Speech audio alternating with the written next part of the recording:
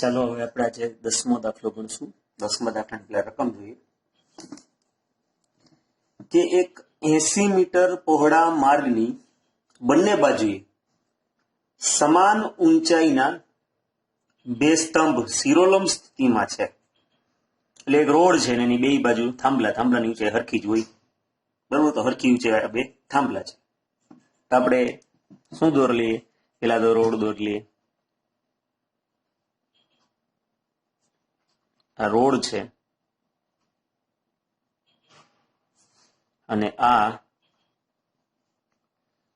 સમાન ઊંચાઈના બે થાંભલા છે.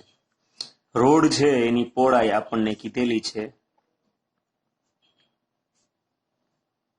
80 મીટર, બરોબર? અને આ ઊંચાઈ h મીટર આપણે ધારી લઈએ. રકમ વાંચતા જવાની અને જે વસ્તુ આપતી હોય એ દોરતું જવાનું, એટલે દાખલો ઈઝી. તો આ 80 મીટર પહોળો માર્ગ રસ્તો છે અને બે બાજુ સમાન ઊંચાઈના બે થાંભલા છે. હવે માર્ગ પર વચ્ચે આવેલ કોઈ એક બિંદુથી બંને સ્તંભની ટોચના ઉત્સેદ કોણના માપ અનુક્રમે 60 અને 30 જણાય છે. તો માની લો કે વચ્ચે કે અહીંયા વચ્ચે એટલે હાવ વચ્ચે નહીં, કારણ કે જો હાવ વચ્ચે હોત ને તો બે ખૂણા હરખા હોત, બરોબર? એટલે વચ્ચે એટલે આ 80 માં ગમે ત્યાં. તો આ થાંભલાથી આપણે વધુ ડોક ઊંચી કરવી પડે છે, તમને ખબર પડે છે આ થાંભલાને જોવા માટે. એટલે આ ખૂણો છે ઈ 60 નો, અને અહીંયા સામાન્ય આપણે ડોક એટલી બધી ઊંચી કરવી પડતી નથી, એટલે આ ખૂણો છે ઈ 30 નો, બરોબર? તો એક ખૂણો 60 નો અને એક ખૂણો 30 નો. તો દરેક સ્તંભની ઊંચાઈ શોધો, એટલે એ તો હરખી એકનું શોધો એટલે બીજાને આવી જ જાય. તથા બંને સ્તંભનું નિરીક્ષણ બિંદુથી અંતર શોધો, બરોબર? તો આપણે ધારી લઈએ કે આ જે છે ઈ આટલું અંતર x મીટર છે, તો આટલું અંતર 80 - x મીટર હશે. રેડી? આ a b, અહીંયા બિંદુ નામ આપી દઈએ c, અહીંયા d અને અહીંયા e. હવે જે રકમમાં જે વસ્તુ છે એ આપણે લખીએ પહેલા તો કે AB અને આ DE શું છે? તો કે એ સમાન ઊંચાઈના સ્તંભો છે. રેડી? એટલે કે આ AB બરાબર DE બરાબર h મીટર એ આપણે ધાર્યું. રેડી?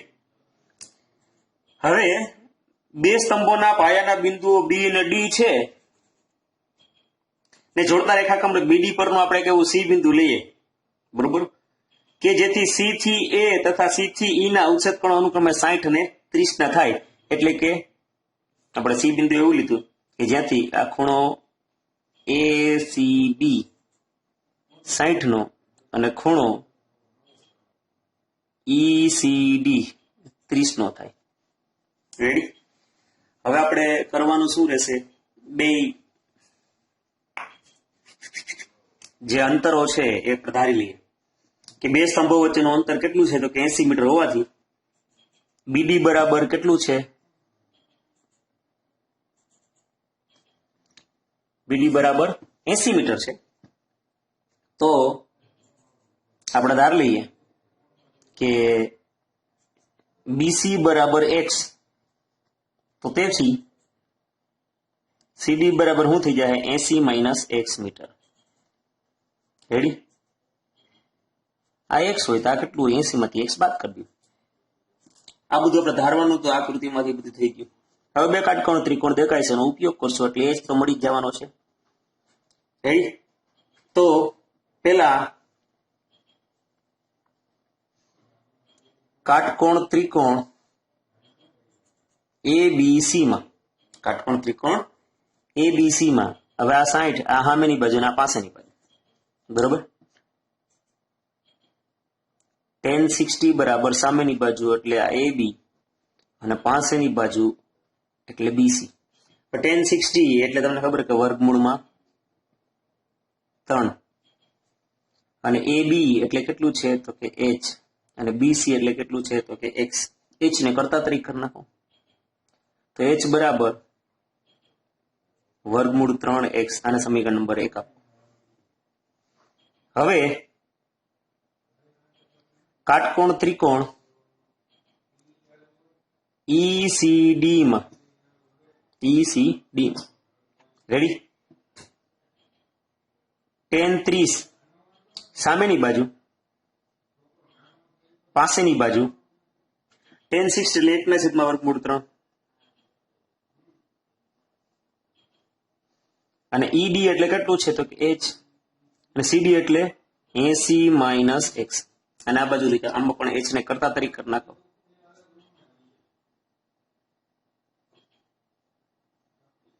આને સમીકરણ નંબર 2 આપીએ. 1 અને 2 ને શું કરી દઈએ સરખાવી દઈએ તો 1 અને 2 ને સરખાવતા શું થઈ જશે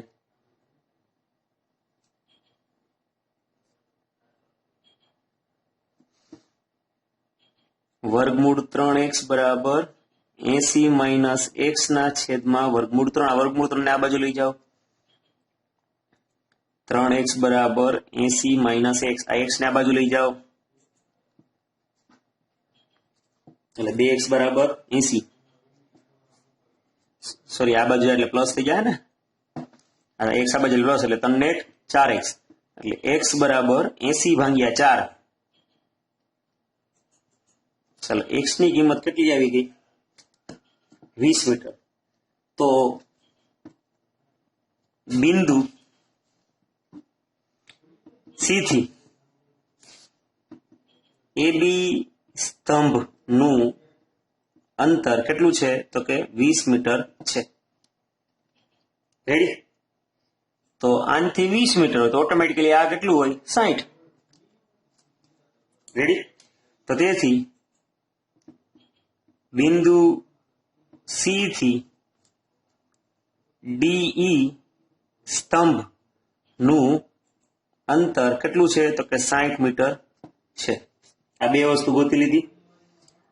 હવે સ્તંભની ઊંચાઈ ગોતવાની છે તો આપણે x ની કિંમત આવી ગઈ છે એ સમીકરણ નંબર 1 માં મૂકતા બરોબર. તો શું થશે સમીકરણ નંબર 1 માં આપણે કિંમત મૂકીએ તો h બરાબર વર્ગમૂળ 3 20 એટલે કે h બરાબર વર્ગમૂળ 3 ઈ જ જવાબ આવી ગયો. અને વર્ગમૂળ 3 ની કિંમત આપણે રકમમાં આપેલી હોય 1.73 તો એ મૂકવાની થાય.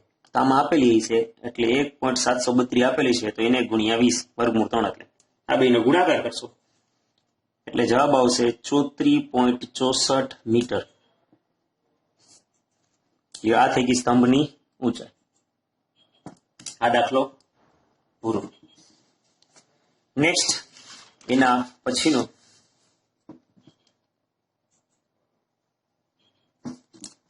દાખલા નંબર 11. 11માં દાખલામાં આપણને શું કહે છે કે નહેરના એક કિનારા પર ટીવી નો ટાવર શિરોલંબ ઉભો કરવામાં આવે છે. ટાવરની સામેના બીજા કિનારા પર રહેલા એક બિંદુથી ટાવરની ટોચનો ઉચ્છેદ કોણ 60 અને ટાવરના તળિયા નિરીક્ષક બિંદુને જોડતી રેખા પર આવેલ એક નિરીક્ષણ બિંદુથી 20 મીટર દૂર બીજા એક બિંદુથી ટાવરનો ઉચ્છેદ કોણ વળી પાછો 30 નો જણાય છે.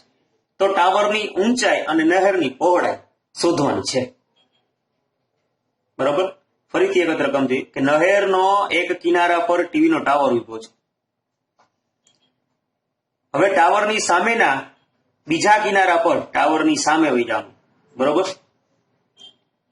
તો બીજા કિનારા પર જાઓ એટલે ત્યાંથી તમે જોશો તો 60 નો ખૂણો દેખાડો. હજી તમે આઘા જાઓ ત્યાંથી તો 30 નો દેખાય 20 મીટર આગા ગયા પછી. તો આપણે ટાવરની ઊંચાઈ ગોતવાની છે નહેરની પહોળાઈ ગોતવાની છે. આપણે આકૃતિ દોરીએ કે ભાઈ આ મેં સમજ લ્યો કે એક ટાવર દોર્યો. આ ટાવર છે બરોબર. ટાવરને નામ આપી દીધું AB. હવે આ જે છે નહેરના કિનારે જ છે, એટલે આ જે દોર્યું ને આ CB ઈ નહેર છે એમ સમજી લો. રેડી?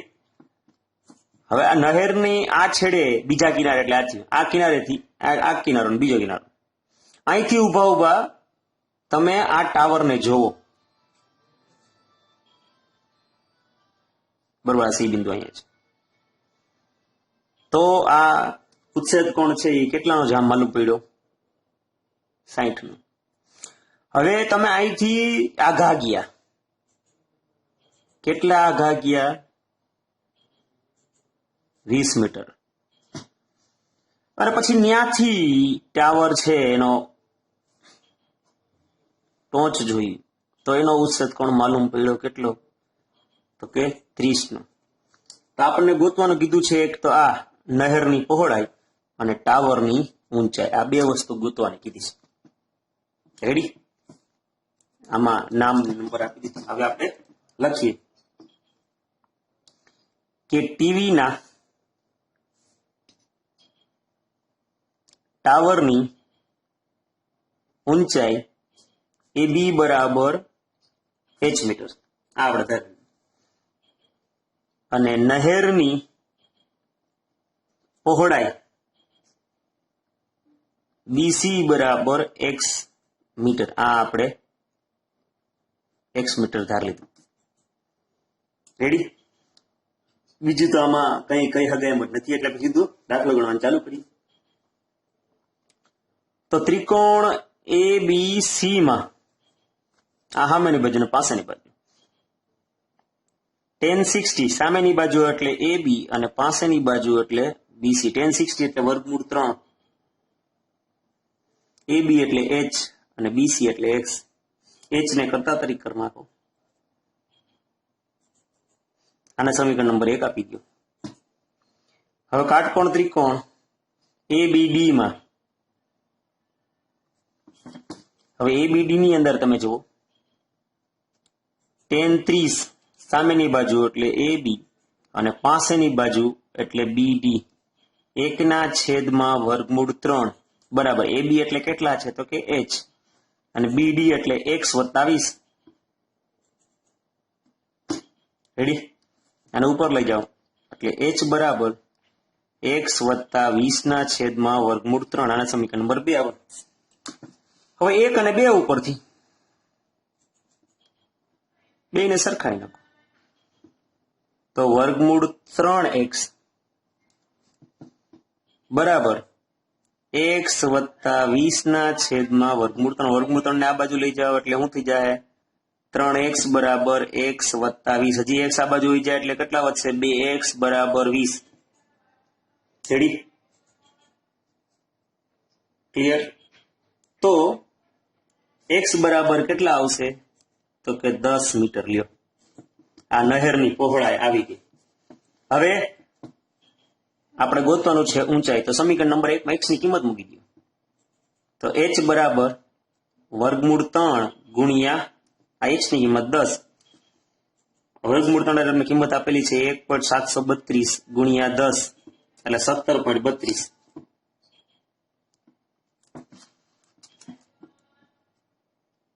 મીટર. રેડી? આ દાખલો પૂરો લ્યો. તો આમ ટીવીના ટાવરની ઊંચાઈ 17.32 મીટર બરોબર, અને નહેરની પહોળાઈ 10 મીટર છે. સમજાઈ ગયું? આ દાખલો પણ અહીંયા પૂરો. નેક્સ્ટ દાખલો નંબર 12.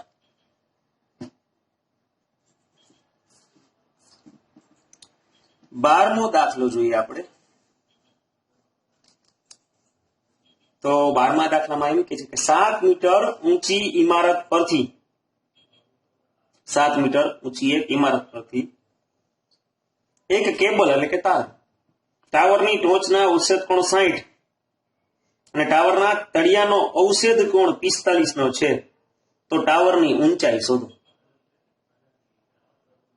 બરોબર? શું કીધું છે?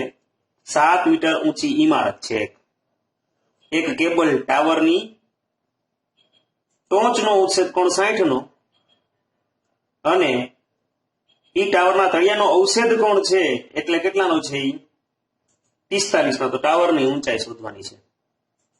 રેડી? ક્લિયર? તો આપણે દોરતા જઈએ. 7 મીટર ઊંચી ઇમારત લેવાની છે. તો પેલા જમીન દોરી લઈએ.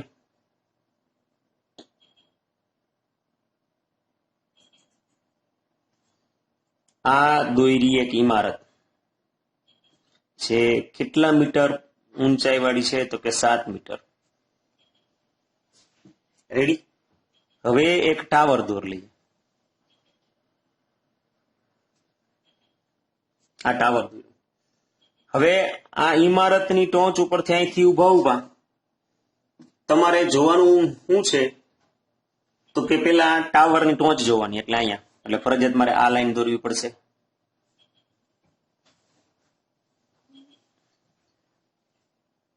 એટલે આ ખૂણો કેટલાનો થઈ ગયો? આપ્યો છે આપણને 60 નો. ટૂંકમાં આ અગાસીએ ચડી બિલ્ડિંગના તમારે ટાવરની ટોચે જોવાની, પછી ટાવરનું તળિયું જોવાનું છે. તો આ એ છે, અહીંયા નામ આપી દો બી, અહીંયા નામ આપી દો સી, અહીંયા ડી અને અહીંયા ઈ. તો એ સી છે ઈ કોણ છે? ટાવર છે. અને ઈ ડી છે ઈ છે ઇમારત છે. હવે તમે અહીં જોયું, હવે તમારે નીચે જોવાનું છે. અહીંથી ઉભા આ તળિયું જોવાનું. હવે આ જોવો તો આ શું થઈ જાય?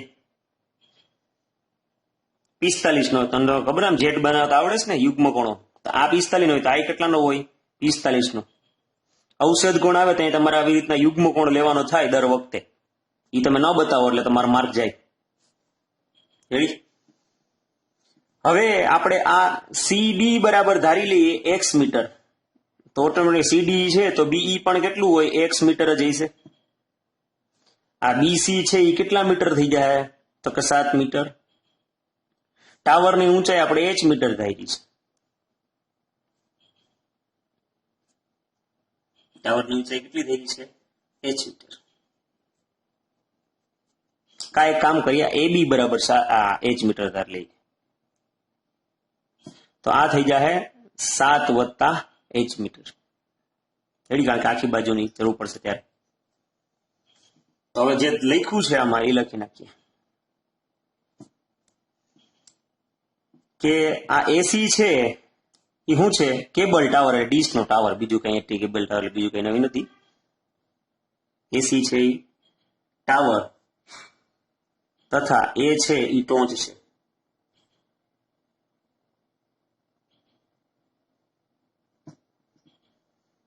ઈડી છે એ મકાન છે.